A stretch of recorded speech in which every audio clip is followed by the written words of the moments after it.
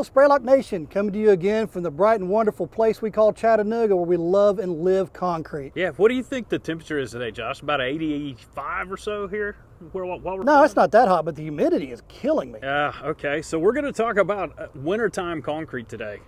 And it feels weird talking about wintertime concrete, but it is October here as we're filming this video. So it's around the corner. Wintertime's coming upon us. It's going to be here quicker than most people realize. It's amazing. The older we get, the faster time flies. Yeah, it does for sure. So when we're talking wintertime concrete, we're really talking about taking some special steps to protect the concrete from freezing and the effects that cold temperatures can have. But it starts on the job site, doesn't it?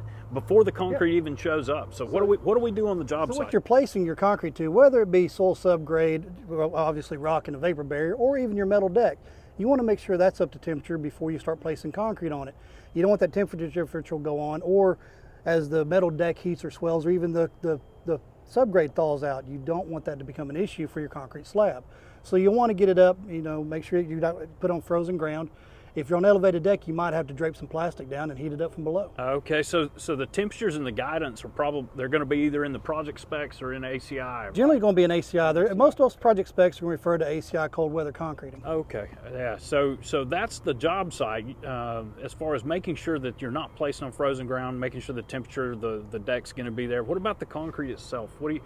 When we go to load a load of concrete in the wintertime, what are some things to think about? Well, the first thing you're going to do is look at the forecast, see what kind of days and nights you're having. Is it going to be frozen? Is the temperature going to be dropping drastically, or are they maintaining up? Because ACI gives guidelines on how many days below 40 degrees, 50 degrees it's got to be before you start doing anything. So you want to start there and at least prepare for what you're trying to do. Talking to your batch plant would be good. Make sure that they don't have a frozen batch plant, one, yeah, because that never happens in the dead of winter. Secondly, make sure they're keeping their aggregates heated up so that you're not cooling down the concrete temperature, and you're making sure it is maintained up. Sometimes they can use hot water and those kind of things. Yeah. So they need to talk to the concrete company and make sure that and set time comes to mind a lot with cold weather concrete, and a lot of cooler concrete temps like 50, 55 degrees Fahrenheit, somewhere in there, can take a long time to set up. So sometimes that's going to take an accelerator or something possibly to help move that along, or hot water. That's when you see finishers start earlier in the morning. That's why a lot of times during, you think summertime's going to get your early starts because you don't want to be in the heat of the day, but really wintertime's when I've seen the majority of the time starting really early. Yeah. So they get time for it to come in, so as it's setting up, they're getting into the sun light and helping set that up. Sure. So they're finishing in daytime. Sure. So those are all some really good points. So have you ever had a chance to see what frozen concrete looks like when it freezes? Oh, it makes beautiful patterns on it. Doesn't it? Yes, it does. So from your testing days, you had some cylinders that may be frozen? I had contractors bring cylinders in. As a testing agency, we made sure we kept ours either in a trailer or a job site box to make sure we didn't have that. But we did get some come in that contractor made, and you'd see these wonderful ice crystals form on the sides of them. They kind of look like little ferns or tree branches, don't they? They do, and they tend not to break real well. Yeah, so on the job site, what we noticed is what this is experience talking. This is not written down anywhere that I know of, but the second night is the most critical. Although you do want to prevent freezing that first night, that second night catches a lot of people by surprise, because that first night the concrete sometimes has generated some of its own heat, and sometimes it's enough to protect itself, sometimes it's not.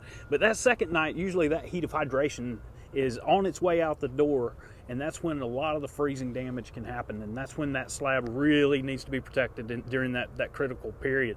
But what a surface will look like if it's frozen on a concrete surface, if it's a slick finish job especially, with steel trowels, you'll see ice lenses that form, and then that surface will pop off or come off down the road. So even if the strength is there, the surface may not be good enough right for the service of the structure, depending on what it's doing. So it's much easier to take precautions up front and pay attention to what you're doing than have to try to come back in and fix it, for sure. So quick synopsis, people: check your temperatures, check your forecast, make sure you're prepared, refer to ACI, and talk to your concrete producer before ordering concrete during the wintertime. Absolutely.